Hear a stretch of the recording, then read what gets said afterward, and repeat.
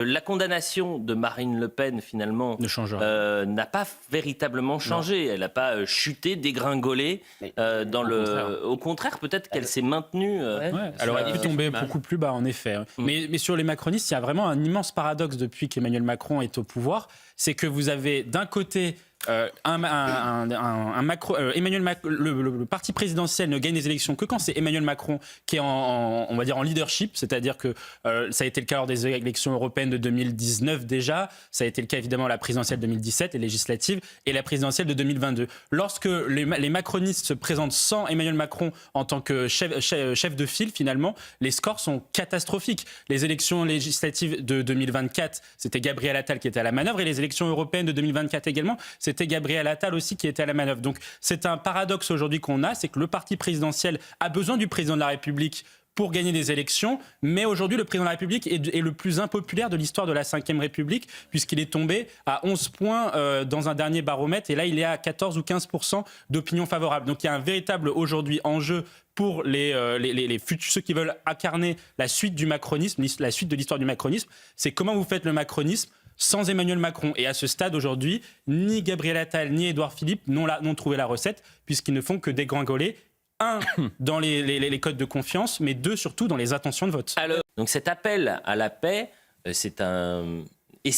gageons que ça ne soit pas qu'un vœu pieux, Mathieu Hoc. Je vous vois me faire les gros yeux, Elisabeth Lévy, mais essayons de donner la parole à tout le monde. Mathieu Hoc. Il est vrai, et le pape Léon repart aussi d'un constat qui est qu'aujourd'hui, le monde n'a jamais eu autant de guerres, en termes de nombre de guerres et même en termes de nombre de victimes, que depuis la fin des années 90. Et c'est ça aujourd'hui l'un des sujets. On a aussi de plus en plus de régimes qui sont autoritaires et qui dénient certaines libertés fondamentales pour la plupart des gens.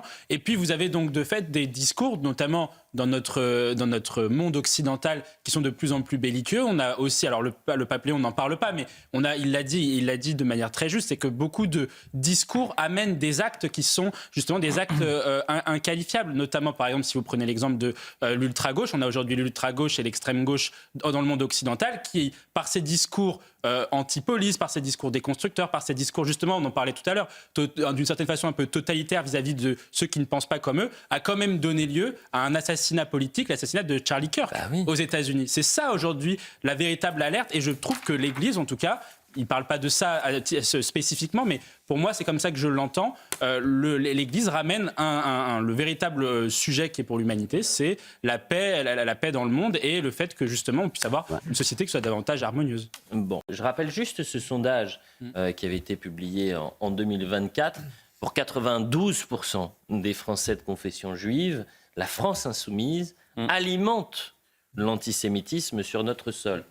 C'est quand même un chiffre qui est important, qu'il ne faut pas oublier. Et il faudrait peut-être que 2 ans plus tard, on voit s'il y a toujours ces 92% qui, dès en 2024, considéraient, on va le découvrir à l'antenne, j'imagine, ils ont pas freiné. C'est terrifiant ce sondage de 92% des Français de confession juive qui disent cela à propos de Jean-Luc Mélenchon et de la France insoumise. Mais le véritable problème, c'est que ce n'est pas la cible électorale de Jean-Luc Mélenchon. Les Français de confession juive ne sont pas la cible électorale. Et même au contraire, la sécurité des Français de confession juive est sacrifiée sur l'autel d'une stratégie électorale que l'on connaît bien. Vous savez que sur la stratégie de Jean-Luc Mélenchon, qui est d'arriver au second tour de l'élection présidentielle en captant le vote utile de la gauche, vous avez raison qu'effectivement, il va opérer un changement de stratégie vers une gauche davantage laïcarde, entre guillemets, républicaine et sociale aussi. Il ne faut pas oublier la question sociale. Et parce qu'il se dit aujourd'hui, et il a raison quand il regarde les sondages, c'est que 90%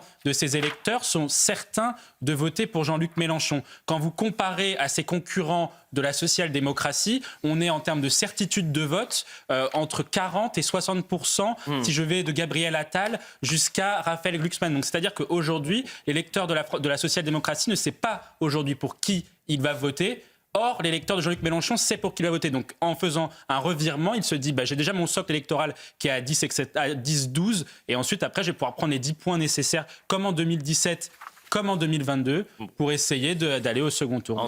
Mathieu Hoc. Non, bien sûr, on aura probablement le débat, la discussion avec Elisabeth Lévy sur la forme, mais le fond est quand même essentiel. Vous l'avez rappelé dans le contexte. Le contexte est le suivant, c'est que vous avez dans le monde occidental et aux États-Unis également une polarisation de la société d'un point de vue politique qui est de plus en plus importante et une extrême gauche notamment qui est de plus en plus radicale et qui surtout est totalitaire dans sa manière de concevoir le débat public puisqu'elle ne débat pas, elle abat ses opposants et elle l'a abattu jusqu'à la vie de Charlie Kirk qui était l'un des, justement, vous l'avez rappelé, leaders du mouvement Turning Point, donc point de bascule, qui justement allait dans les universités américaines pour débattre avec les étudiants, pour débattre avec des gens qui ne pensaient pas comme lui. Et on peut être en désaccord sur la ligne, le fond de la politique et de ce que pense The Véhicule et Donald Trump et Charlie Kirk, et pour autant ne pas avoir envie de les abattre. Et c'est ça aujourd'hui l'un des véritables problèmes. Donc je comprends aussi